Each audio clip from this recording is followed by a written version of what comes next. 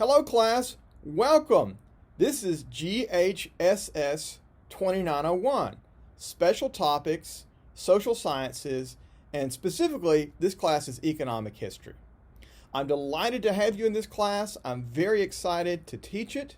My name is Dr. Long or Professor Long. Either Dr. Long or Professor Long is fine. This is a 2-hour Area B class, and it will help you fulfill your Area B option there. And again, I'm excited to teach this class. Whether you know much about economics or economic history, I hope that you find it useful. I hope you find it interesting.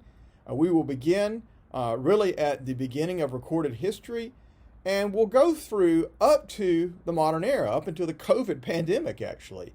And I hope you see how people have lived their lives and how economics have shaped human life for thousands of years and continues to do so.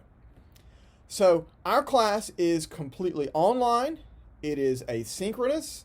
That means there are no scheduled meetings on Zoom or any other platform, and you certainly don't have to come into any campus location.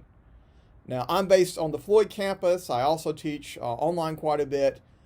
You can come see me in person if you like, if you want to come to the Floyd campus, but it's not necessary. You can do this entire class in your pajamas, which it may be why you've signed up in part. Now, in terms of materials in the class are broken into 6 modules. And once this class opens up for D2L, I would encourage you to get on the D2L site and explore and see how things are organized. You'll see that I have folders under every module with a lot of different materials for you. There's an introduction. There are short lecture videos to watch. There's some images for you to view, optional review questions. There's a whole host of resources that I have for you under each module that will help you learn the materials. Now, you'll find those folders very useful, I hope, but there are 2 things that you especially, or really 3 things you especially need to do for graded assignments. First, you'll have a series of lecture videos. These are lecture videos that about a variety of topics in economic history that I actually made fairly recently at the GHC studio in Rome. And a couple of these have some guest lectures from my colleague, Dr. Jamie Fagan. She is an expert on medical history, and medicine certainly does dovetail with economics, and so you'll see a few from her. I hope you find those very interesting. So you have short lecture videos to watch, and you have several for each module, typically between 4 and 7, and they're about 10-15 minutes each. They are all linked to YouTube, so you can stop, you can rewind, take notes as you see fit, watch them on your own time. Now, I will say also sometimes we get students who don't like watching lecture videos. Most students really enjoy it, but there are a few who don't. And if you fall in that category, what I have done is the text that I actually speak on these lecture videos, and that Dr. Fagan does as well, I've simply converted this to a written video textbook. So you can actually read it if you prefer to do that. And those are in PDF under each module in its own separate folder. And that's completely optional. One way or the other, you need to learn the material. Whether you watch the lecture videos or read the PDF text version of it, you need to learn the material. So that's one thing that's really important for graded assignment. The other is that you'll have some short primary source documents, historical documents, and these are very short, that you'll have to read for almost every module. Module 1 does not have it, but all the modules after that do. So you usually have 1 or 2 short documents to read. Those are all in D2L. They're in their own folder. They're free. I have them as a link and a PDF, so you'll need to do that. And third, last but not least, really important you need to do for graded assignments is your textbook. You have a textbook, Philip Kogan's recent book on economic history. Let me show it to you. Its title is More. It's very recent. This is what it looks like. I've got the full title and the publishing information, the ISBN number on the syllabus. And I should also say that, I hope this doesn't confuse you, but that he's actually published this book with a different title, but it's literally the exact same book. And it looks like this. So if you do happen to get the second one that I just showed you, you should be okay. I think it'd be better to get the first one, but it's literally the same text. But in any case, you will need to get Kogan's book. Kogan is a financial journalist. He's worked with the Financial Times in London. He's written a number of books. He's a good writer. He's easy to understand, but his scholarship that he uses is very solid. I was very impressed when I read this book. I kept going back to the endnotes and looking at his references, and I was really impressed with all the solid scholarship, a lot of it that I've read myself, that he has referenced. So he's accessible, but scholarly at the same time. And again, he begins at the beginning of recorded human history, the Neolithic Revolution, and goes into the COVID pandemic. So it's very recent, very timely, and I think you'll find it an interesting read.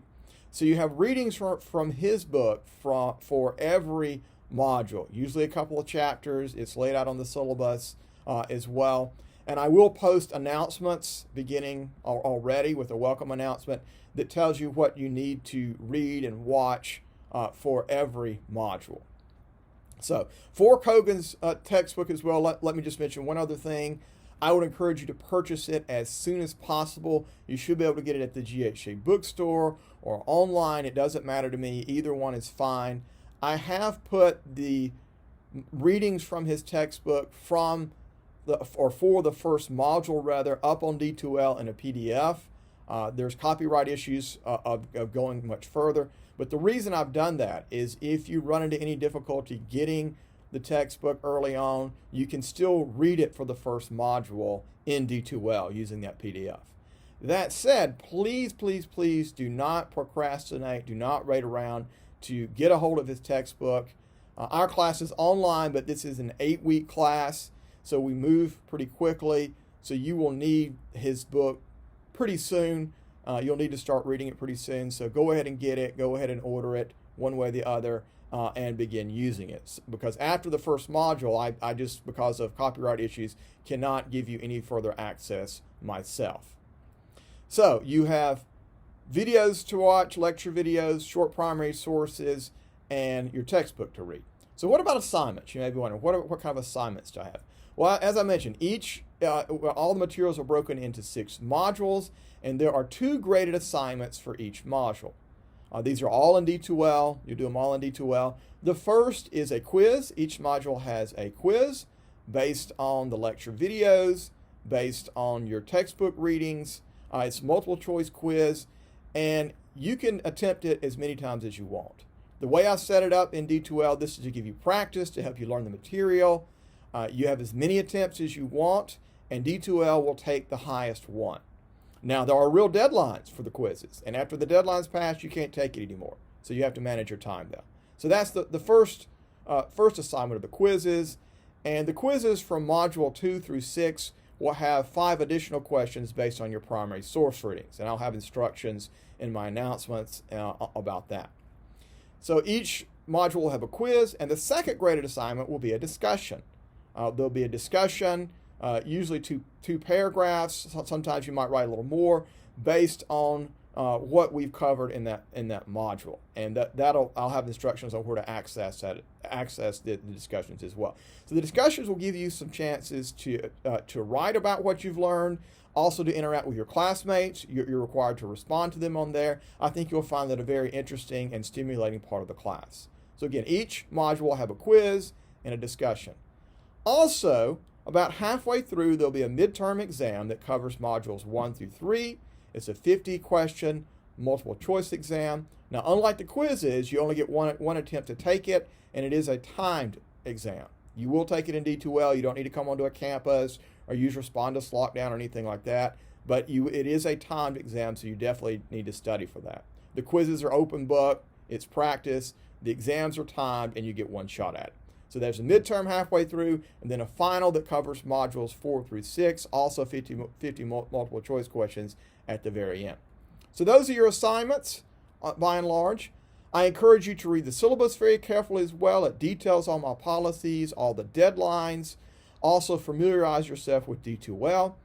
And lastly, there are 2 things that are key to succeeding in this class. One, you have a lot of freedom in this class, but time management is very, very important. The deadlines are very real. So manage your time very carefully, right? An online class gives you freedom, but you have responsibility. So take the deadline seriously and manage your time carefully. You have freedom, but again, you have responsibility. And last, communication is key. I am accessible, but if you have a problem and you don't tell me, I won't know. So please reach out to me if you have a problem. My email is blong@highlands.edu. All right. Well, I'll stop here. Hope you have a great semester. Look forward to seeing you soon. Bye now.